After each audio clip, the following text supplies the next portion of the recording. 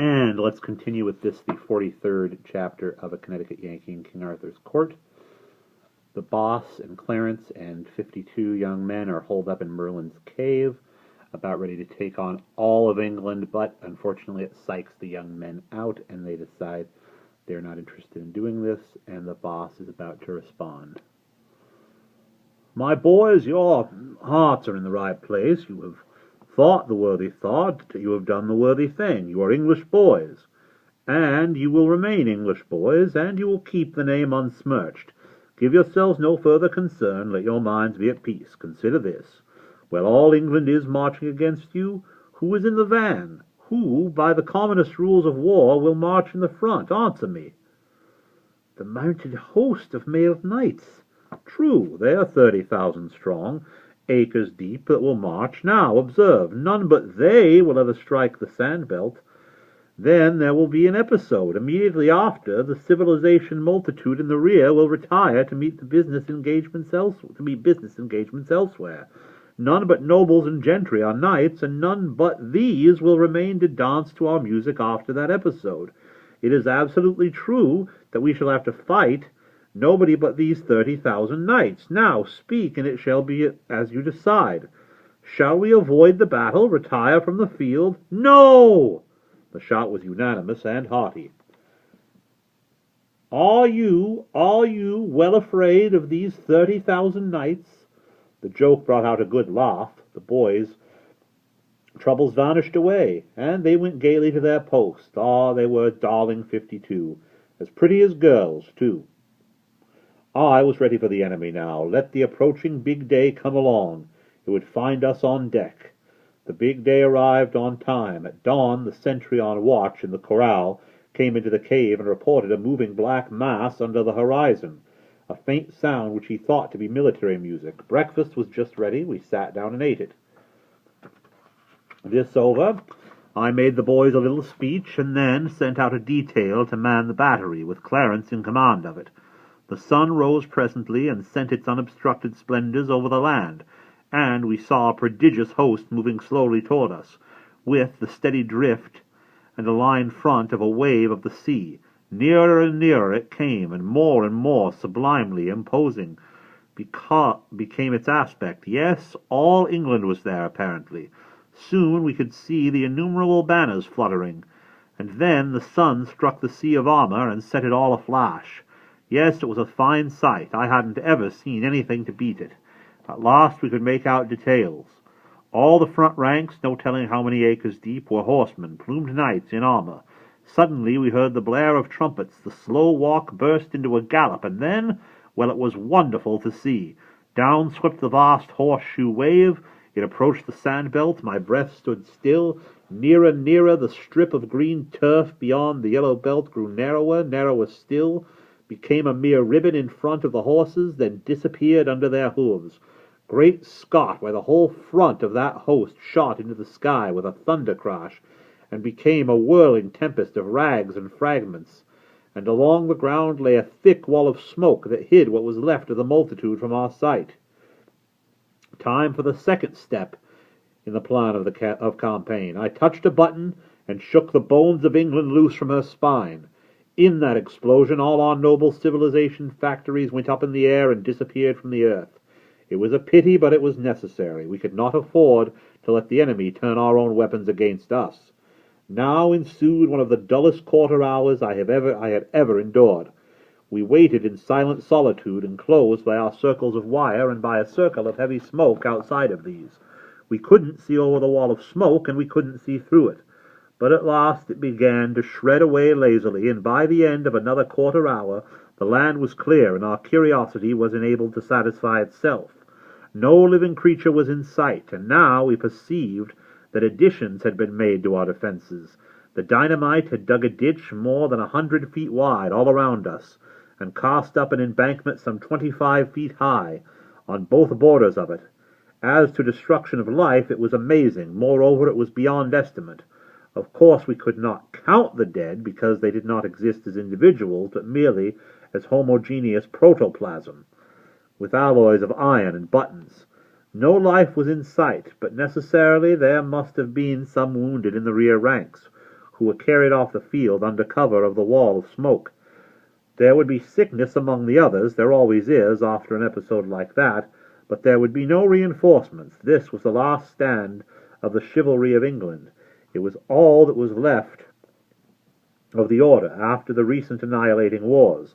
So I felt quite safe in believing that the utmost force that could for the future be brought against us would be but small. That is of knights. I therefore issued a congratulatory proclamation to my army in these words: Soldiers, champions of human liberty and equality, your general congratulates you. It is in the pride of his strength and the vanity of his renown. An arrogant enemy came against you. You were ready. The conflict was brief, on your side glorious.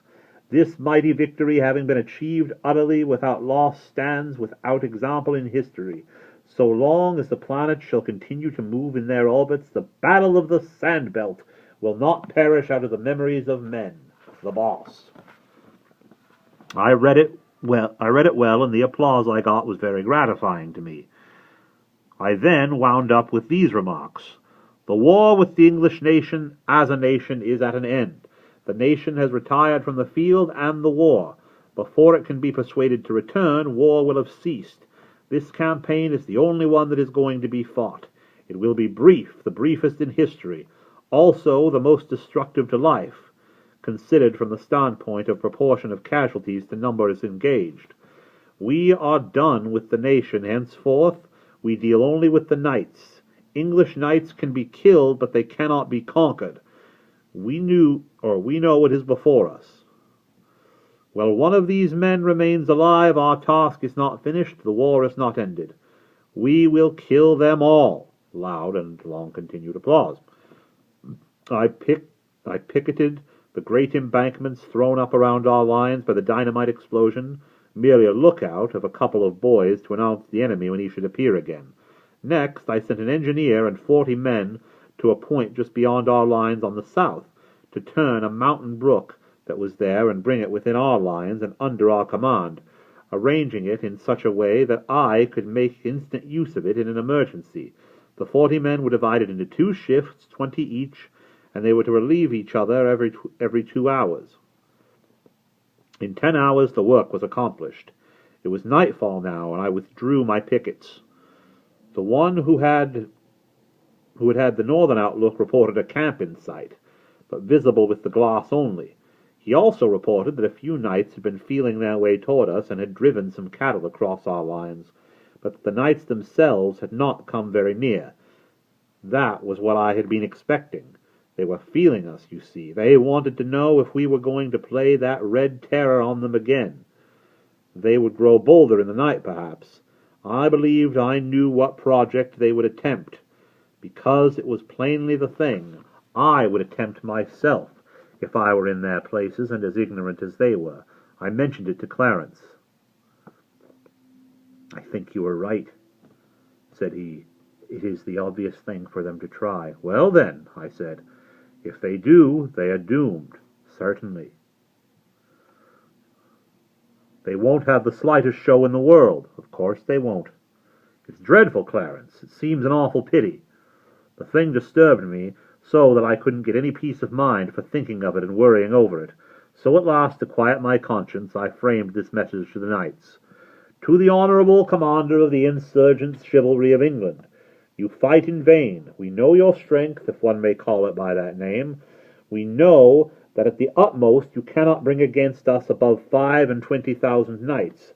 Therefore you have no chance, none whatever.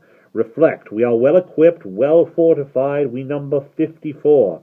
54 what? Men? No, minds, the capablest in the world. A force against which mere animal might may no more help to prevail than the idle waves of the sea hope to prevail against the granite barriers of England. Be advised, we offer you your lives for the sake of your families. Do not reject the gift. We offer you this chance, and it is the last. Throw down your arms, surrender unconditionally to the Republic, and all will be forgiven. Signed, The Boss. I read it to Clarence, and said I had proposed to send it by a flag of truce. He laughed the sarcastic laugh he was born with, and said, "Ah, Somehow it seems impossible for you to ever fully realize what these nobilities are. Now let us save a little time and trouble. Consider me the commander of the knights yonder.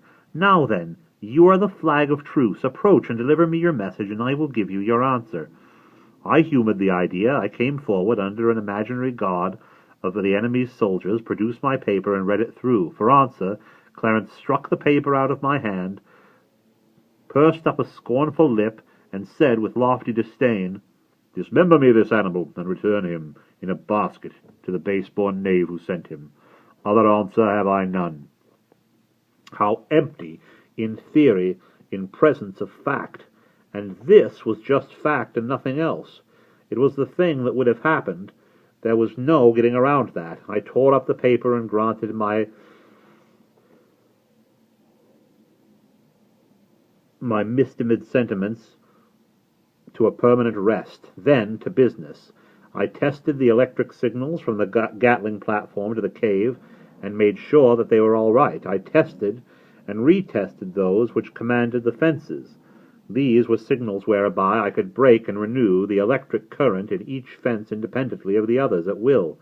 I placed the brook connection under the guard and authority of 3 of my best boys, who would alternate in 2-hour watches all night and promptly obey my signal if I should have occasion to give it. 3 revolver shots in quick succession. Sentry duty was discarded for the night, and the choral left empty of life. I ordered that quiet be maintained in the cave, and the electric lights turned down to a glimmer. As soon as it was good and dark, I shut off the current from all the fences, and then groped my way out to the embankment bordering our side of the great dynamite ditch. I crept to the top of it and lay there on a slant of muck to watch, but it was too dark to see anything. As for sounds, there were none. The stillness was deathlike. True, there were the usual night sounds of the country, the whir of the night birds, the buzzing of insect, the barking of distant dogs, the mellow lowing of far-off kine, but these didn't seem to break the stillness. They only intensified it and added a gruesome melancholy to it into the bargain. I presently gave up looking. The night shut down so black, but I kept my ears strained to catch the least suspicious sound, for I judged I had only to wait, and I shouldn't be disappointed. However, I had to wait a long time. At last I caught what you may call indirect glimpses of sound, dull metallic sound. I pricked up my ears then and held my breath, for this was the sort of thing I had been waiting for. This sound thickened and approached from toward the north. Presently I heard it at my own level, the ridge top of the opposite embankment, 100 feet or more away. Then I seemed to see a row of black dots appear along the ridge. Human heads? I couldn't tell. It mightn't be anything at all. You can't depend on your eyes when your imagination is out of focus. However, the question was soon settled. I heard that metallic noise descending into the great ditch. It augmented fast. It spread all along. It unmistakably furnished me this fact. An armed host was taking up its quarters in the ditch. Yes, these people were arranging a little surprise party for us. We'd expect entertainment about dawn, possibly earlier. I groped my way back to the corral now. I had seen enough. I went to the platform and signaled to turn the current on to the 2 inner fences. Then I went into the cave and found everything satisfactory there. Nobody awake but the working watch. I woke Clarence and told him the great ditch was filling up with men, and that I believed all the knights were coming for us in a body. It was my notion that as soon as dawn approached we could expect the ditch's ambuscaded thousands to swarm up over the embankment and make an assault, and be followed immediately by the rest of the army. And there we will pause.